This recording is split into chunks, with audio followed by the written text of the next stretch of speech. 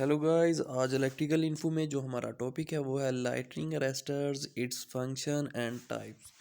तो बात करते हैं लाइटनिंग अरेस्टर पे कि ये क्या होते हैं। जैसा कि आपको पता है कि जैसे सर्ज अरेस्टर होते हैं जो हमने पिछली वीडियो में बात की थी, इसी तरह जो लाइटनिंग अरेस्टर है उनका भी पर्पस या उनका भी फंक्शन सेम होता है। लेकिन इसमें क्या होता है, ये जो हमारा लाइटनिंग अरेस्टर है ये स्पेसिफिक तौर पे हमारी जितनी भी लाइटनिंग स्ट्राइक होती हैं हमारे इक्विपमेंट पे, ट्रांसमिशन लाइन पे या सब स्टेशन के जितने भी इक्विपमेंट है उनके उनके ऊपर अगर लाइटनिंग स्ट्राइक होगी तो ये उन्हें इसकी लाइटनिंग स्ट्राइक की वजह से जो वोल्टेज हाई हो जाते हैं या जो करंट हाई हो जाता है तो उससे क्या करता है, ये बचाता है और वो जितने भी हाई वोल्टेज या हाई करंट होंगे उन्हें ग्राउंड कर देता है। तो ये हमने दो फिगर्स दिखाई हुई हैं। तो राइट साइड पे जो है ये एक बिल्डिंग दिखाई हुई है जो कमर्शियल बिल्डिंग भी हो सकती है, उसके ऊपर हमने लाइटनिंग रोड लगाया हुआ है। तो बेसिकली आप लोगों को समझाने के लिए कि जब लाइटनिंग स्ट्राइक होगी तो सबसे पहले वो क्या करेगी, सबसे ऊंची चीज़ों पे इफ़ेक्ट करेगी और मेटल बॉडी पे इफ़ेक्ट करेगी। तो वो क्या करेगी, इस पे स्ट्राइक होगी तो ये जो रोड लगा हुआ है लाइटनिंग रोड, तो ये कनेक्ट होगा एक केबल के साथ जो ग्राउंड तक जा रही होगी। तो जब लाइटनिंग स्ट्राइक होगी तो वो जितना भी हाई वोल्टेज या हाई करंट पैदा उसमें हो रहा होगा तो उनको क्या करेगी, डायरेक्ट ग्राउंड कर देगी और हमारी बिल्डिंग्स को और जितने भी उधर इक्विपमेंट लगे हुए होंगे उन्हें इलेक्ट्रिकल यानी कि लाइटनिंग स्ट्राइक से बचा लेगी। तो उसके अलावा क्या होगा, ये आपने लेफ़्ट साइड पे जो फिगर है दूसरा है जो सर्ज अरेस्टर की तरह है। बेसिकली ये भी जो है एक लाइटनिंग अरेस्टर है। ये जो है हम अपने ट्रांसमिशन लाइन के साथ भी अटैच करते हैं और कई ऐसे इंस्ट्रूमेंट हैं जहाँ हमें पता है कि लाइटनिंग ज़्यादा स्ट्राइक हो रही है या हमारा सब स्टेशन हो गया या पावर स्टेशन है उधर भी इनको लगाते हैं। तो इनका बेसिकली जो काम है ये क्या करता है, जब लाइटनिंग स्ट्राइक होती है तो उनको क्या करता है, जितने भी सर्ज वोल्टेज या सर्ज करंट होते हैं उनको पाथ प्रोवाइड करता है ताकि वो इक्विपमेंट को डैमेज करने की बजाय ग्राउंड हो जाए। तो अब बात करते हैं हम पर्पस के ऊपर कि इसका लाइटनिंग जो अरेस्टर है उसका पर्पस क्या है। तो बेसिकली इसका पर्पस ये है कि ये जो लाइटनिंग स्ट्राइक होती है हमारे जिधर भी इलेक्ट्रोमैग्नेटिक ज़्यादा ऑपरेशन हो रहे होते हैं तो उधर क्या करता है, हमारे इक्विपमेंट जो है बहुत सेंसिटिव होते हैं। दूसरा ये है कि हमारे ये जो इक्विपमेंट है इलेक्ट्रिकल के उनको प्रोटेक्ट करने के लिए हम लाइटनिंग अरेस्टर लगाते हैं जो हम अपने सिस्टम में पैरेलल लगाते हैं। और ये क्या करते हैं, जब भी कोई लाइटनिंग स्ट्राइक होगी या कोई सर्ज वोल्टेज आएंगे तो ये बेसिकली क्या करेंगे, उन्हें एक पाथ मिनिमम रेजिस्टेंस वाला पाथ प्रोवाइड करेंगे। तो वो क्या करेगा, उसे ग्राउंड कर देंगे और हमारे सिस्टम को बचा लेंगे। जैसे ये आपने देखा है, ये हमने गैंट्री स्पैन के ऊपर ये लाइटनिंग रॉड लगे हुए हैं। तो इस पे क्या होगा और साथ शील्ड वायर है।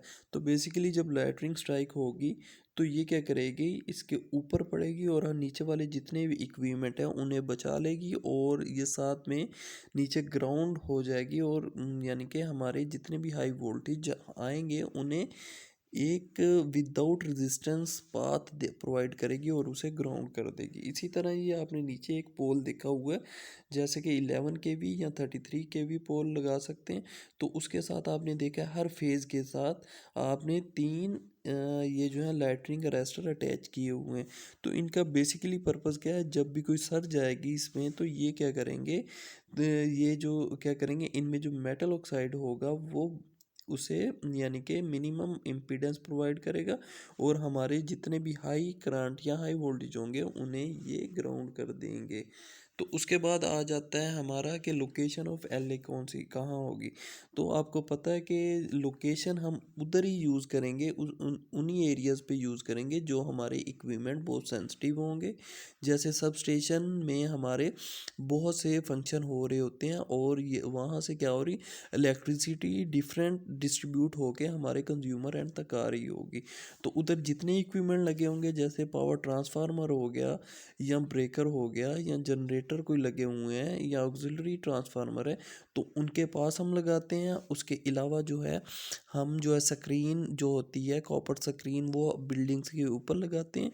और उसके अलावा हमारी जो ट्रांसमिशन लाइन है उधर भी हम अपने एक तो शील्ड वायर ऊपर लगाते हैं, जैसे इधर शो की हुई है, जो ग्राउंड वायर है वो शील्ड वायर के तौर पे काम कर गया। तो ये जब लाइटनिंग ऊपर पड़ेगी तो ये जो है टावर बॉडी से होते हुए ग्राउंड कर देगी जितना भी हाई करंट होगा।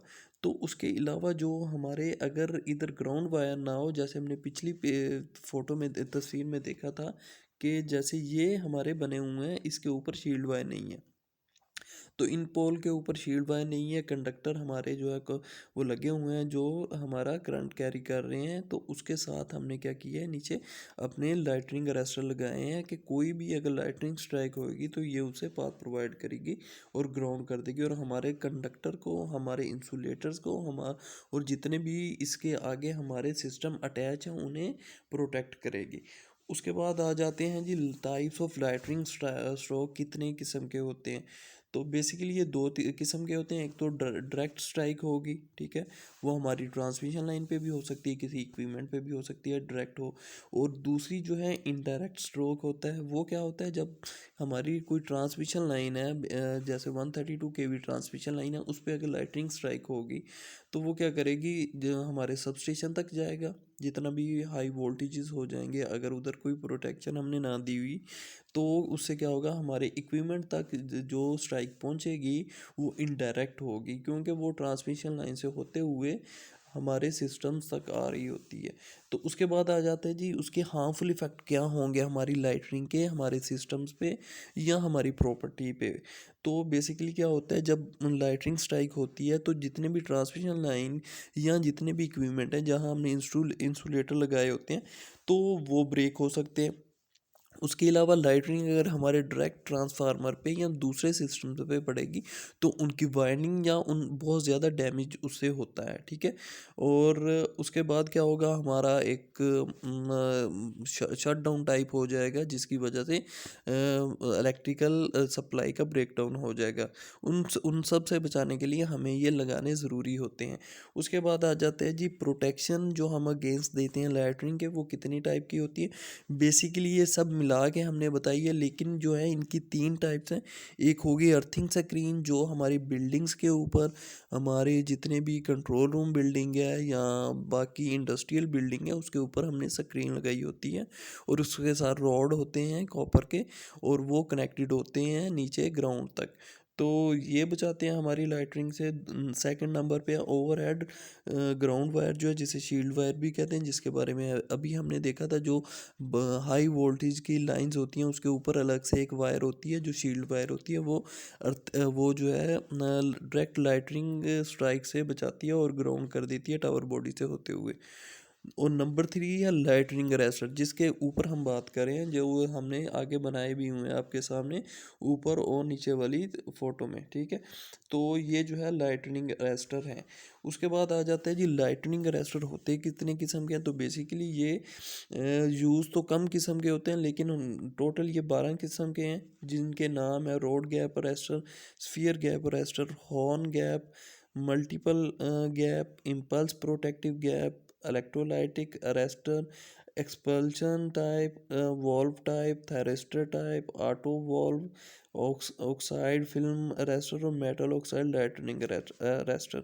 जो मेटल ऑक्साइड लाइटनिंग अरेस्टर है ये उसी तरह काम करता है जैसा हमारा मेटल ऑक्साइड जो सर्ज अरेस्टर था जिसके बारे में हमने पीछे पढ़ा था। उसके बाद आ जाता है जी इसके एडवांटेजेस क्या हैं।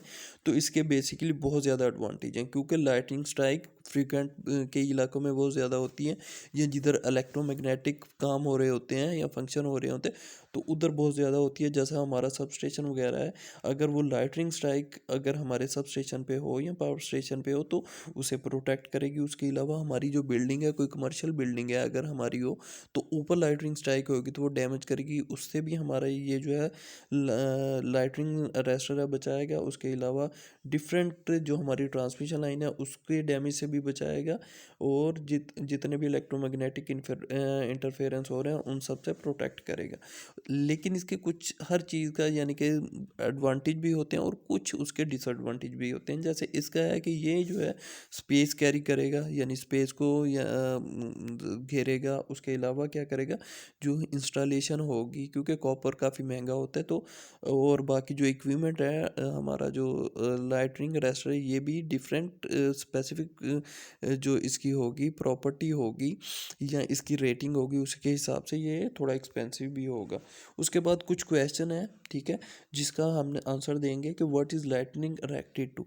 तो ये कौन सी चीज़ से अट्रैक्ट करती है। तो बेसिकली जो हाई रेंज की चीज़ें होंगी या ऐसा होगा कि जो हमारी मेटल बॉडीज़ होंगी वो ज़्यादा अट्रैक्ट करेगी। तो उसके बाद आ जाता है who is the lightning arrester connected, how is the. तो ये जो है पैरेलली कनेक्टेड होता है, मतलब कि हमारा कोई सिस्टम है या हमारी कोई ट्रांसमिशन लाइन है, उसके साथ हमने क्या किया, पैरेलली ऐसे कनेक्ट करते हैं कि हमने पर फेस पे इसे कनेक्ट किया होता है और इसका एक टर्मिनल फेस के साथ होता है, दूसरा दूसरा ग्राउंड के साथ होता है।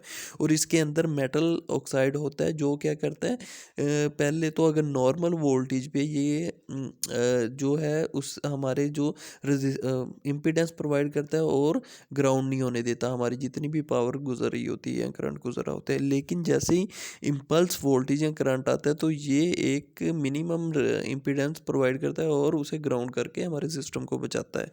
और उसके बाद आ जाता है जी लाइटनिंग डीसी है या एसी। तो ये अभी तक जो है स्पेसिफिक कंक्लूजन नहीं हुई कि ये एसी है कि ये डीसी, क्योंकि इसे आमतौर पर सीक्वेंस ऑफ इम्पल्स सिग्नल कहते हैं, क्योंकि ये काफ़ी हाई इम्पल्स सिग्नल होते हैं।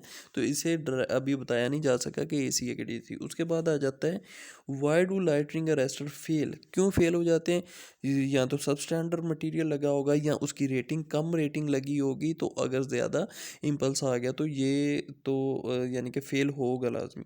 उसके बाद आ जाता है how do lightning arrester protect power system. तो जैसे हमने पीछे बात की है, ये हमने किसी भी पावर सिस्टम के साथ अटैच किया होता है, तो ये नॉर्मल वोल्टेज या करंट पे तो ऑपरेट नहीं करता, लेकिन जब भी वोल्टेज इम्पल्स या ज़्यादा होते हैं, ट्रांजिएंट वोल्टेज आते हैं, तो ये क्या करता है, लो रेजिस्टेंस पाथ प्रोवाइड करता है और ग्राउंड कर देता है जितने भी इम्पल्स वोल्टेज वगैरह हों।